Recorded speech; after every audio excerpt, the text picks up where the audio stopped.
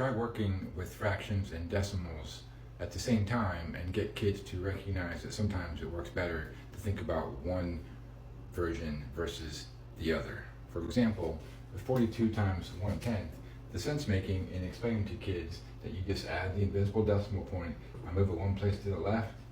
I mean, that's true, but kids are confused when all they think about is moving a decimal point. It doesn't connect deeply enough.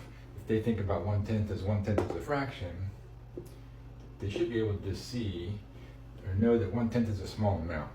And then 42 of them is still not a huge number, and it is 4 2/10 because you could think about it as 42 tenths, which is like a division problem, multiplied by the reciprocal here in reverse, but 42 tenths is the same thing as 4 2/10. Same problem written two ways, 5/10 times 1/100th.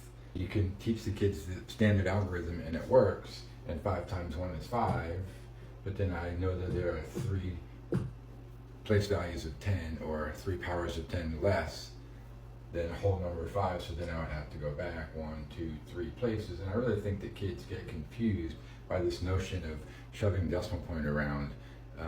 Some kids don't make sense of it. 5/10 times 1/100th, it's easier to see, and if you multiply straight across, now it says 5 thousandths, which kids can also understand is a really small value, and I think it makes a little more sense.